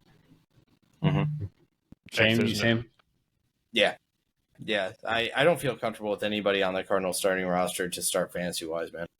The The only chance the Cardinals have to win this game is like they somehow make it a grittier match and it's a cat fight into the end, and they somehow squeak it out. That's the only chance they have. They're not going to shoot out this Ravens team, man. They're not going to be putting up more than 20 points on them. The only dart throw I would say might be Michael Wilson, the wide receiver, and I'm only going to say that if you want to try and play the guessing game of what player is going to be the benefit of the one garbage time drive late in the fourth quarter when the Ravens have their backups in, go for it. That's fair. Points are points. Yeah, that's the game you're playing this week with Arizona. All right. Yeah. Chiefs, Broncos. Let's start with the Broncos. How you guys feeling? I want to say right off rip, I think we all are going to expect the Chiefs to win. And the way the Chiefs have been playing and the overall record of the Broncos, you want to say a blowout's going to happen. But even if it's been mildly, Denver's been playing a little bit better. Yeah, But ever since that ass whooping. yeah, but I mean, Chiefs, in my opinion, are still going to 38-10. I think a blowout's about to happen again. Yeah. I mean, even though kudos to the Broncos kept it close last time. What was it, 1916? 19-8. 19-8, something like that, yeah. But They just met 2 weeks ago. That's crazy. yeah, I don't see that happening this time. No. Kelsey's healthier. I think the Chiefs feel like they got something to prove because the Broncos are bad and they barely beat them. They beat them with a field goal with the time expiring and kind of fluffed the score a little bit. I think the Chiefs are coming in here with a little bit of a vendetta, even though they won the last game. And the Broncos just don't have the culture to win. When you have an offensive lineman about to start crying in the locker room saying, "I'm just tired of fucking losing, man," it's over. It's over. Oh, as soon as that's said, it's over. You do not come back. You are not making a playoff push. You are done. If your players don't believe they can win a fucking game, you're not going to win a fucking game. It's pretty straightforward. Teams win. You look at a team like the Cardinals. The reason that we give the Cardinals the time of day and we're tipping our caps to them is because they have heart and you see that they want to win and they're trying. You know that the talent ain't there, but they're trying their best and you respect it. With the Broncos, it's the opposite. They have the talent and they don't want to fucking use it and they don't coach it correctly and it's abysmal and no one in that locker room feels like they can win. If you don't feel like you can win, you're not going to. Chiefs, go ahead and obliterate the Broncos 38-0. Fuck them. Damn. I was going more like... Damn. Fuck them. That was a mic drop. I think it's going to be more like 42-14. I think it's still going to be a blow, but I think the Broncos are going to be able to put some garbage time points. No, I don't think they'll even score on the Chiefs second stringers, man. They're gonna score some points. They're gonna score some garbage time points, but points nonetheless. Now the Chiefs said obviously you're starting Mahomes and Kelsey, and then you're starting Pacheco, who this season has been back in RB1. Yeah, in fantasy. I mean, especially if Taylor Swift's there, you're starting Kelsey even more so. So what wide receiver do you have the most confidence on this Chiefs team moving forward? Me, Rasheed Rice. Rice is good. I'm kind of high on Sky Moore though. I do like Moore too. I just think the person who's probably the favorite out of the wide receiver core to finish with the most targets by the season's end, I think it's gonna be Rice. I'm kind of waiting and seeing. I'm gonna wait and see. I'm not really touching them. Mahomes, Kelsey. Those are about the only ones I'm starting confidently. If I'm gonna do dart throw, I need someone to start in my lineup. It's gonna be Rasheed Rice. Yeah, that's about where I'm at. Yeah, I would flex Sky Moore personally. I think he has flex potential. But with that being said, yeah, Broncos side of the ball. I see the field with Sky Moore. I get it. I don't start anybody this week. I just really am not confident in this Broncos offense to score. The only one I'm willing thinking about is Courtland Sutton. I would start Russ in 2 QB leagues. He's been okay. Yeah. He's been playing back end QB1 as far as where he's at currently through the season fantasy wise. Mm-hmm. So, and Sutton maybe just because I feel like he's on the trade block, they might be force feeding him targets to get as much as they can for him. It could be. Bengals, 49ers. This is a good one. Yeah. Bengals need this. 49ers kind of need this too. They've lost 2 straight. Yeah, and they're kind of getting crept up on.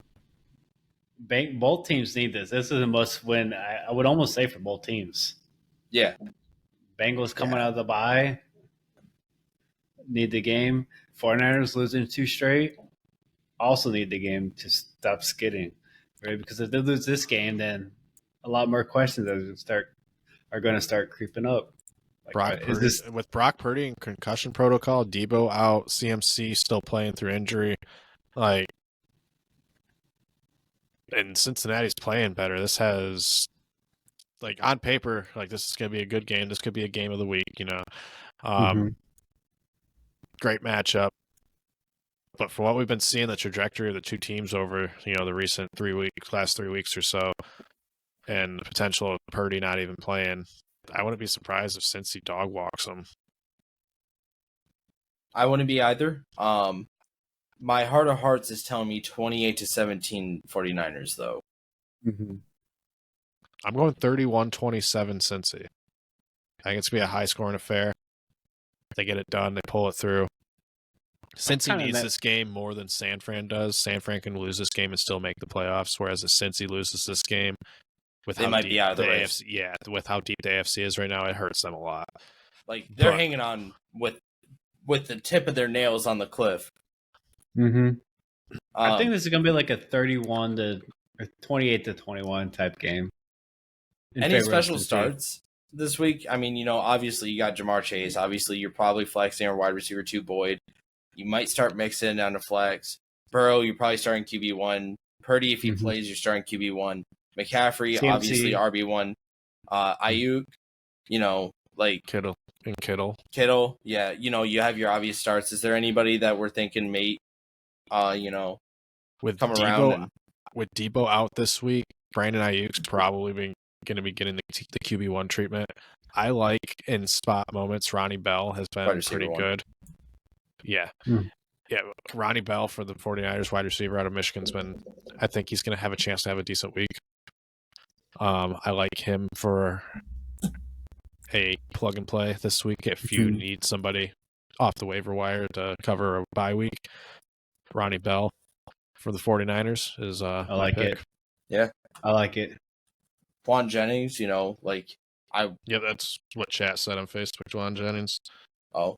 Yeah, Juan Jennings, that he could be solid, Yeah.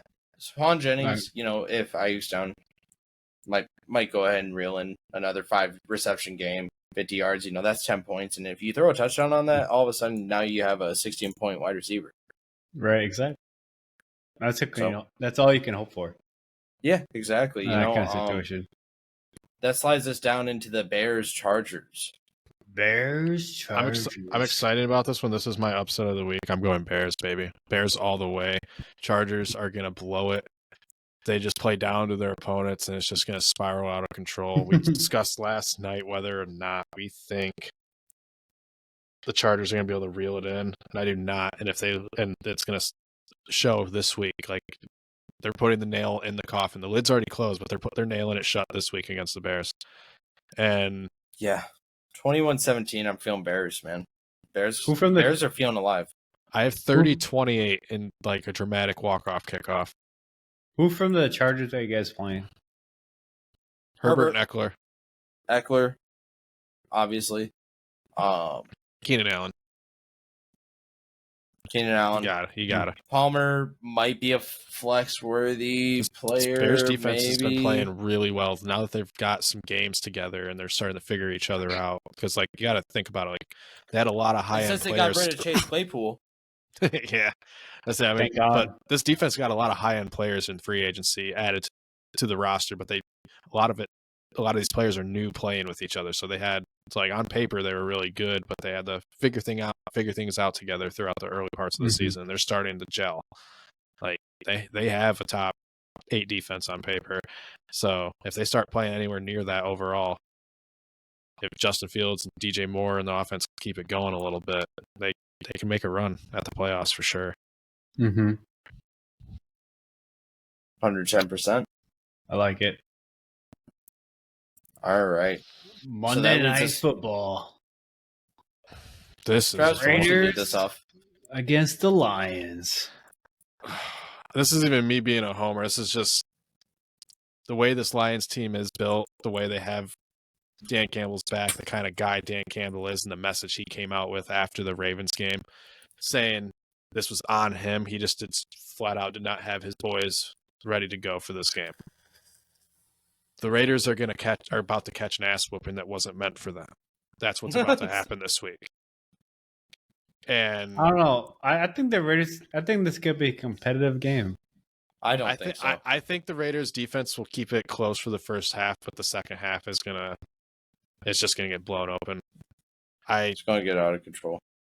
I see the Lions winning 35-20. Ooh, see, I was going. So that's not like the ass whooping I thought you were going to go for. I was thinking like 34-35-20 type of thing. I think it's going to be like a 14-point win for the Lions. I didn't think like 20 plus or anything, but like a sound victory. I'm thinking like 28-10. Okay. All right. So who from the Lions and the Raiders are you starting, Shane? Raiders? Both Devontae teams, Adams. yeah. Jacoby Myers, because his touchdown proficiency has just been off the charts this season. I'm not starting Jacobs. For the Lions, I'm starting Goff. And I'm deciding, Jahmyr Gibbs is a lock. Laporta definitely is a go. He's been playing too well to not start him. And Reynolds is playing out of his mind, and Amon-Ra is obviously a lock. Travis? Any disagreements? No, I mean, I would say you Goff, Amon-Ra, Laporta 100% locked. The usage Gibbs got without Montgomery. If Montgomery's not playing, then Gibbs, you're firing him up. Yeah, 100%. Once Montgomery comes back, wait to see what kind of usage he'll be getting again. But on the other side, yeah, Adams. I do think you start Jacobs just because I think he's going to get a touchdown. He might not be overall efficient against this defense, but I think he'll get in the end zone this week. I don't mind your Jacoby Myers pick, but I'd stay away from it this week. But other than that, I do like the Jacoby Myers pick though. Overall, he's been playing pretty well this year. I don't know. I don't trust the backup QBs that. Would you rather have Jacoby Myers or Juju Smith-Schuster? Jacoby, easy every day, easy. It's crazy what the Patriots did to that man. The Patriots didn't see that. Yeah. Yeah. Well, wild. Yeah. I'm not gonna. I got nothing to say. So Austin, you mentioned at the beginning of the cut, you wanted to go over top 3 buy low, sell highs. I was just about to bring that up. Yeah, give me guys this 3. Read your mind. Give me guys this 3 buy low candidates and 3 buy high or sell high. 3 buy low right now. Tank Dell, he's been out with injury. He's looking good before he got hurt, and he hasn't exploded quite yet. He's had a couple good games, but I think he has, coming back from injury, he opens up another dimension of that offense. The only thing that's missing is they need Dameon Pierce to get going.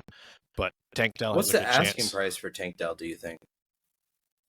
I think you wouldn't have to pay more than a single second at most, depending on who the owner is at the moment. And do you think he'd be worth that second round pick throughout the rest of the season?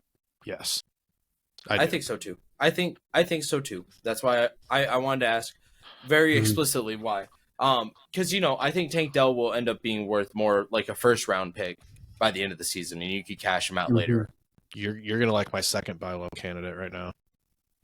Who? Do you want me to do my first? Najee. Najee's my second buy low candidate right now. Oh yeah.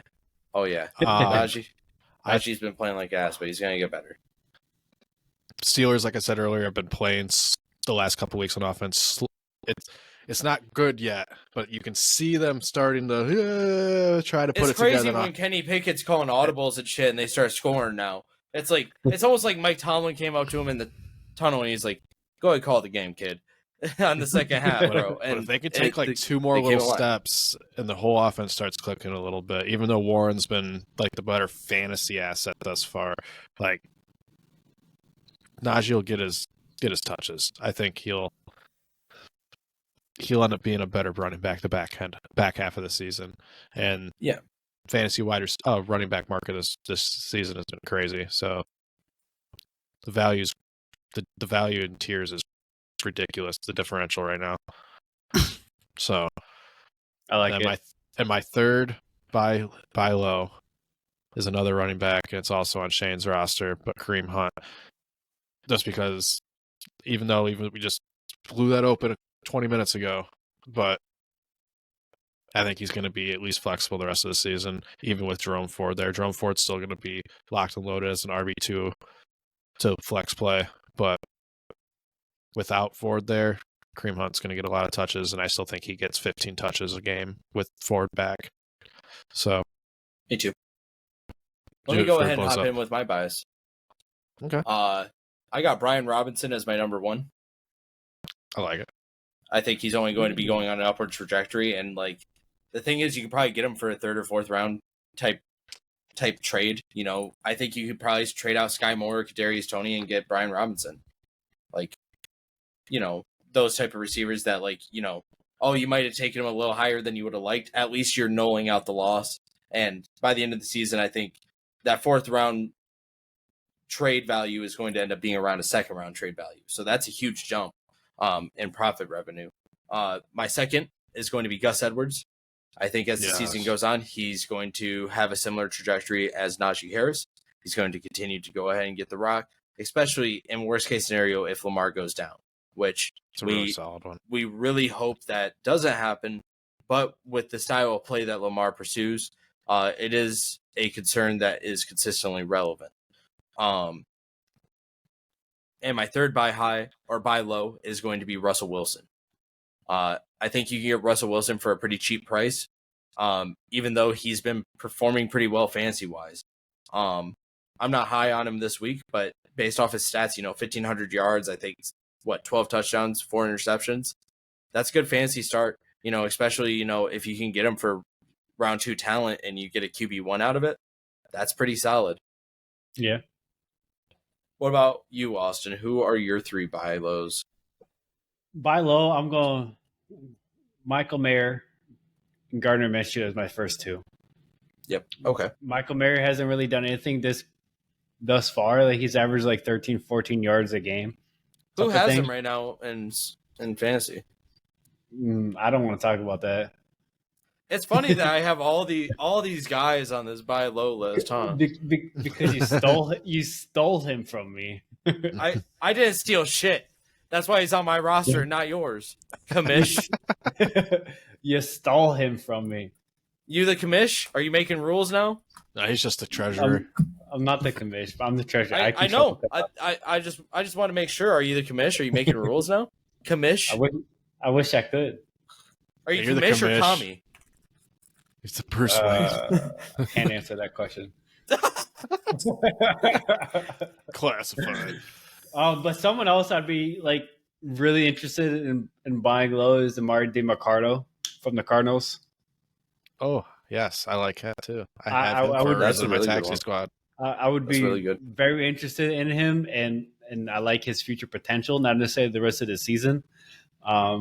James Conner being old. Yeah, but I think you can get him for a very cheap price now, and that it'll pay dividends later on in the future, for sure. Before we hop into the sell highs, I want one honorable mention, and that's Raheem Shaheed for the Saints. Yeah. I think you can get him super cheap, and I think he's going to start putting up like 12 points a week, especially with like Michael Thomas's decline, and Chris Olave might be facing a suspension realistically. You pick him up now, like you're talking about a guy that might score you like 60 points over a 3-week period if things fall into place correctly. I can see that. Okay. All right, Travis, why don't you go and lead us off with selling high? Interesting enough, one of your buy lows is my number one sell high. Russell Wilson? No, Gardner Minshew. Oh, Austin's. Damn. Yes. Damn. I think like we all have a similar opinion on Minshew, that he's a lot better than advertised, or the chance that he's been given as a pro, and he just proved it the last week. And I think he's gonna explode. Not necessarily be a top 10 QB or anything, but he's gonna be pretty good the rest of the season. And someone's gonna need a QB. It's a long season.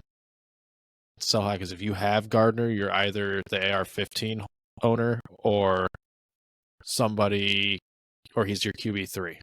So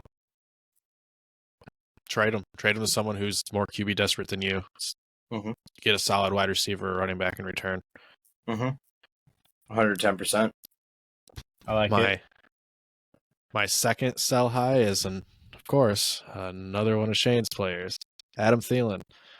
That's my number one sell high. Yeah. Do I think his current production at like being a top 5 wide receiver is sustainable throughout the entire season? No. Do I think he'll maintain top 15 throughout the entire season? Most likely. But the production that he's giving right now, comparatively to what the owner paid most likely this season, is drastic difference. And like going into this season, like most people weren't even going to pay a third for Thielen. And look at who held on to him. You guys were trying to throw bullshit trades at me, trying to get him off me for a 3rd or 4th round pick. And I said, go fuck yourself. He's a number 1 overall receiver. And he's got Bryce Young passing him the ball. Bryce Young ain't going to be shit. But you know what's going to happen? Adam Thielen's going to take care of business because he's got them soft, smooth, easy to catch hands. And we see it time and time again. Everybody always surprised that Adam Thielen always be a top 10 receiver in fantasy. It's Larry Fitzgerald syndrome part 2. Why are we surprised? I would say right now you can, like, if you to the right team in dynasties, if you go to a contender that has had some injury trouble and could use a solid weekly play, you could probably get a first for Thielen right now, even considering his age. Mm-hmm. So, Shane, if I was you, I'd be pursuing that. But my last sell high right now is just simply, like, I do think this guy has what it takes to be a top 10 RB the rest of the season, but I don't think he's going to get the sheer amount of touches that he's been getting since he got back from suspension, and that's Mr. Alvin Kamara. He's been playing out of his mind since he got back, and not necessarily, he's been playing good, but as far as efficiency, he hasn't necessarily been playing at an elite level, but his touches have been ridiculous, the amount of touches he's getting. If he's going to be getting 13 plus targets a game while getting 15 plus rush attempts a game, like, just if you're a contender, you're holding on. But if you're a roster that's more suited to go in the rebuild and you have Kamara, I'd be trying to get 2 first. You might be able to, the way Kamara's been playing. Yeah, and I think you call me crazy. I think you could get 3. An injury-riddled team that really feels like they need a running back, there's probably someone out there that would, but maybe that might be a stretch. I think the scenario would be, a guy that's looking to get a chip, and he had Nick Chubb, and he just needs that other running back to really end. If the rest of his team is like old in a dynasty, okay, check it. Think about. I'm going to name some running backs. Competitive. I'm going to name some running backs that are taken in the first round consistently in every draft. Josh Jacobs. Najee Harris was up there. Bijan Robinson. Jonathan Taylor. At this point, Nick Chubb. I just named 5 running backs that are taken in the first or second round that he'll outperform. Yeah. And he has outperformed. So that's the thing is like, especially if you're on a chip run and your team's winning a lot, but you're like kind of close with your running back situation because you had Josh Jacobs or you have Bijan, who Bijan has been having like boom games, but he has no touchdowns on the ground yet. So like, we're not getting the efficiency we want from him yet. And like, with that being said, like I could see a team that has a good quarterback, that has a good wide receiver core, that needs that running back to trade 3 first rounds. I could see it.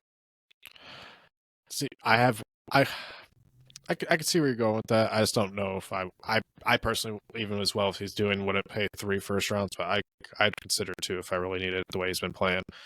But I'd go about 2. That's probably about the highest I think 2. I think 2 is realistic. I would say 3 is high. I said 3 is the ceiling. I have one honorable mention, and that is Jahmyr Gibbs, just because like the hype was unreal for him coming into the season, and then the amount of work he got up until Montgomery got hurt had people, the Gibbs owners, pissed off. But Montgomery's out. He's going to be out for a couple weeks. Gibbs shine was like one of the lone shiny spot of the Lions week against the Ravens. Some of that, like the people that were like really fiending over Gibbs and had all the hype, like they might be like, finally, like you got everyone's got that guy in the league who is super high on Gibbs. Now is your chance to resell him before Montgomery comes back. Yeah. I was kind of leaning the same way. Like Gibbs, Kamara, and Hunt were all on my list for sell highs. Okay. So mine is Thielen, Jalen Hurts, and Josh Jacobs. So the reason I'm selling Jalen Hurts right now is the turnovers, and his name is worth so much right now. He's getting the Nike treatment. His name's worth so much right now. You can get 2 first rounds for Jalen Hurts, even though he's playing at like a second round trade equal value currently. Like when you can do that, you do it. Like we're 6 weeks into the season, 7 weeks for some teams. 7 weeks already established going into week 8. You look at Jalen Hurts' numbers and you're like, this isn't my elite QB1 I was expecting. But other people view him like that, and you can get that value from him.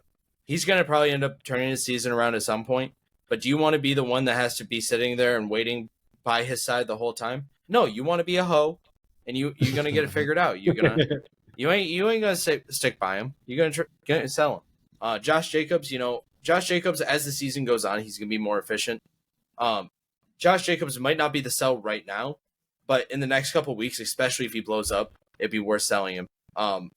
Right now, you're kind of at this weird point where he's either at his high point, he's either going to come here, or he's going to go down here in the upcoming weeks. So you got to make that decision now. I like it. I don't hate it. I like it. All right. So, with that being said, any last remarks for this episode? Do we want to run over some things chat said? Yeah, go for it. All right. So, Twitch chat, they're talking about Patriots taking over the Dolphins. He sees an upset coming up. Cardinals wide receiver 1 would be a good start. Dobbs has faced the Ravens several times. Yeah. So that's something that the Steelers, and the Browns. Yeah. Cardinals might win that game, being serious. And if the Lions can't run the ball, the Raiders will win. I'll take. With that being said, Facebook chat, they're talking about Gibbs being a top 10 running back this week. Jawan Jennings in deeper leagues as a dart throw. Yeah. Any other comments you guys liked from our chats? What's YouTube looking like? Nothing that Facebook and Twitch hasn't already said. Awesome. Well, thank you guys for joining in for another episode of Back to Back. We love it. Let us know how you think about us streaming to 3 platforms now. Don't forget our trunk or treat is this weekend at the 28th, this Saturday, 2 to 5 p.m. Eastern Standard Time. Oh no. Don't Shane, I swear to Shane, you mother. right, Travis, continue with the sendo. We're gonna ignore Shane.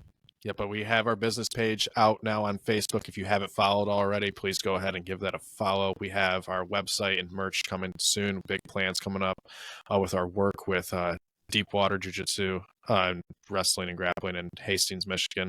We have a lot of stuff coming with that. He just left himself. He said, "No, I'm done." Wild. I think he DC'd. I don't think he did that on purpose. Oh no, that's not good. I don't have control to stop it either. Well. Did he just PM you? No. Well. Finish out the closeout, I guess. All right, and well, that's it. Yeah. Have a good night. Oh, there he's back. Holy shit. He's back. Oh my Okay, gosh. back. What the fuck happened, Austin? I don't know. My shit just froze. I just stand in the doorway and it breaks your computer? What the fuck? Yeah, I told you not to. I have this much power? I told you not to. This is wild. I'm going to do it again. Oh, God. All right, you can end it now. We out. See you Good guys. night. Good night, everyone.